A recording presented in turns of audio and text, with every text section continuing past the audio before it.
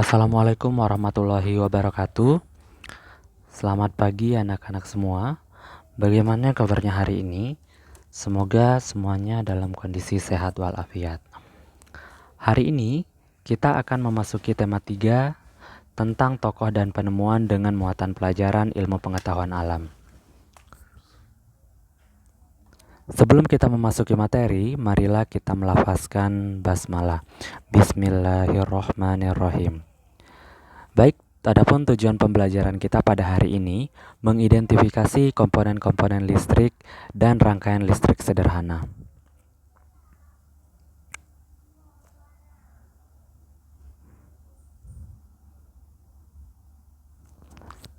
Dalam kehidupan sehari-hari, listrik digunakan sebagai sumber energi untuk menghidupkan berbagai alat elektronik, seperti lampu, televisi, komputer, blender, dan kipas angin. Listrik adalah daya atau kekuatan yang ditimbulkan oleh adanya pergesekan atau melalui proses kimia yang dapat digunakan untuk menghasilkan panas atau cahaya, atau untuk menjalankan mesin. Agar listrik dapat digunakan untuk menghidupkan alat-alat elektronik, diperlukan sejumlah komponen. Berikut adalah beberapa di antaranya. Yang pertama adalah sekring. Sekring yaitu alat untuk mengukur atau mengamankan arus listrik. Sekring terbuat dari sepotong kawat yang menghubungkan rangkaian arus listrik.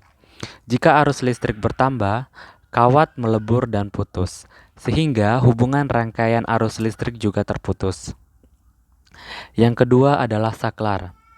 Saklar yaitu alat yang berfungsi memutuskan dan menghubungkan arus listrik dari sumber energi listrik ke alat-alat elektronik.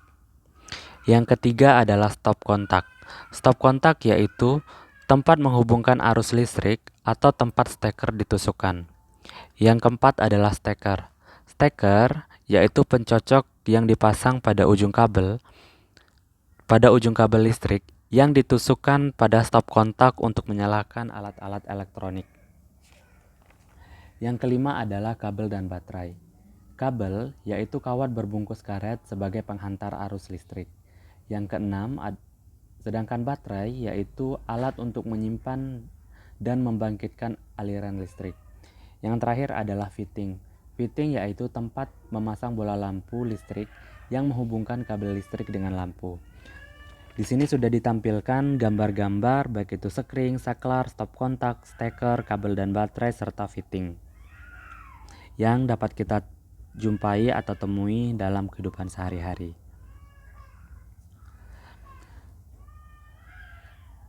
Sekarang kita akan memasuki macam-macam rangkaian listrik. Namun terlebih dahulu kita harus mengetahui pengertian dari rangkaian listrik.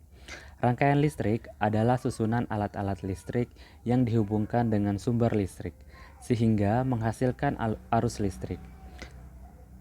Arus listrik adalah aliran muatan listrik dari kutub positif, artinya yang memiliki tegangan tinggi, ke kutub negatif yang memiliki tegangan rendah.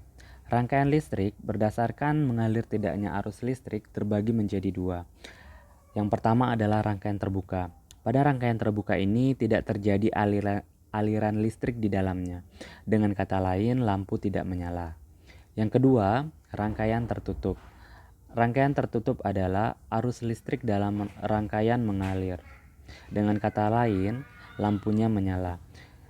Di bawah telah ditampilkan dua gambar rangkaian tertutup dan rangkaian terbuka.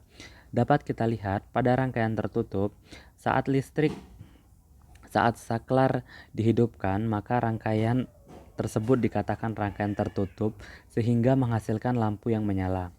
Sedangkan pada gambar rangkaian terbuka, saklar tidak diaktifkan atau tidak dihidupkan sehingga rangkaiannya terbuka dan mengakibatkan lampu tidak menyala. Selain itu, macam-macam rangkaian listrik terbagi menjadi 3. Rangkaian listrik seri, rangkaian listrik paralel, dan rangkaian listrik campuran atau rangkaian listrik gabungan dari seri dan paralel. Sekarang kita akan membahas mengenai rangkaian listrik seri. Rangkaian listrik seri adalah rangkaian yang terbentuk jika dua bola lampu atau lebih dihubungkan berderet. dan sumber tegangannya pun dibuat berderet. Sifat dari rangkaian listrik seri adalah apabila salah satu lampu mati, maka lampu yang lain juga akan mati. Arus listrik yang mengalir di dalam kedua lampu sama besar. Keuntungan dalam penggunaan rangkaian listrik seri ini adalah hemat kabel dan rangkaiannya sederhana, dan tingkat kestabilan tinggi dalam menghantarkan arus listrik. Di sebelah kanan pada layar telah ditampilkan contoh gambar rangkaian listrik seri, di mana kedua lampu dipasang secara berderet. Begitupun sumber tegangan yang berasal dari baterai dibuat secara berderet. Selanjutnya adalah rangkaian listrik paralel. Rangkaian listrik paralel adalah rangkaian listrik yang disusun tidak sejajar atau secara bercabang. Ciri utamanya adalah rangkaian ini disusun tidak sejajar, berbeda dengan rangkaian listrik seri. Kelebihannya, lampu menyala lebih terang. Kemudian jika salah satu komponen bermasalah, komponen lain tidak akan terpengaruh. Dengan kata lain, apabila salah satu lampu mati, tidak akan mempengaruhi lampu yang lain. Adapun kekurangan dari rangkaian listrik paralel ini adalah memerlukan lebih banyak kabel dibandingkan rangkaian seri. Sekarang kita akan melihat perbandingan antara rangkaian listrik seri dan rangkaian listrik paralel. Pada rangkaian listrik seri, arus listrik mengalir melalui satu cabang, sedangkan pada rangkaian listrik paralel, arus listrik mengalir melalui dua cabang atau lebih. Kemudian pada rangkaian listrik seri, nyala lampu lebih redup dibandingkan dengan rangkaian listrik paralel yang nyala lampunya lebih terang. Kemudian pada rangkaian listrik seri, jika salah satu lampu mati, maka dengan otomatis lampu yang lain juga akan mati.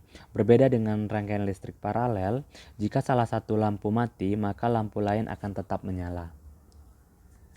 Sekarang kita akan melihat rangkaian listrik campuran.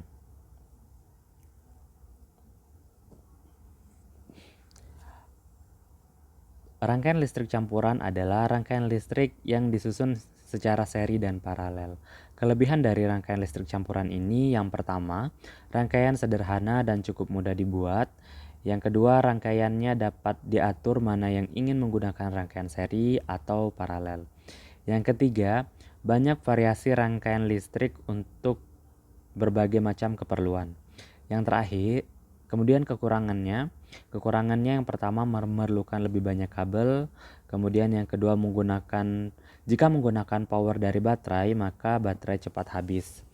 Sekarang kita akan melihat contoh dari rangkaian listrik campuran.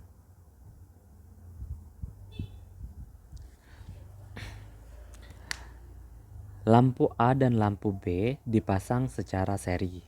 Lampu A dan lampu C dipasang secara paralel. Lampu B dan lampu C dipasang secara paralel. Kemudian maksudnya di situ adalah lampu D dengan lampu A, B, C dipasang secara seri. Jadi di situ kurang huruf D. Jadi kalimat yang benar, lampu D dengan lampu A, B, C dipasang secara seri. Kemudian jika lampu A mati, maka lampu B mati. Namun lampu C dan D tetap menyala. Kenapa demikian? Karena susunan pada lampu A dan lampu B adalah susunan seri. Sehingga seperti yang kita ketahui tadi, kekurangan dari lampu rangkaian seri, apabila salah satu lampu mati, maka lampu yang lainnya juga akan mati. Kemudian yang kedua, jika lampu C mati, maka lampu A, B, dan C menyala. Mengapa demikian? Karena kita melihat susunan rangkaian dari lampu A, B, dan D yang masih termasuk ke dalam rangkaian listrik seri. Kemudian apabila lampu D mati, maka semua lampu akan mati.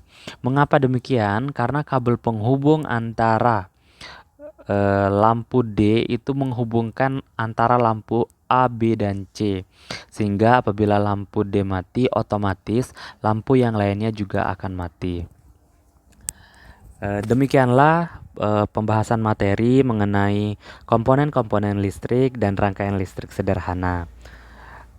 Untuk anak-anak sekalian, silakan dituliskan kesimpulan pada pertemuan hari ini di kolom komentar Google Classroom. Dan apabila ada hal-hal yang ingin ditanyakan, silakan ditanyakan pada kolom komentar Google Classroom atau melalui WA pribadi. Demikianlah yang dapat saya sampaikan pada pertemuan hari ini. Sebelum terakhiri, marilah kita tutup kegiatan pembelajaran hari ini dengan melafazkan hamdalah. Alhamdulillahirabbil alamin. Itu saja yang dapat saya sampaikan. Terima kasih. Wassalamualaikum warahmatullahi wabarakatuh.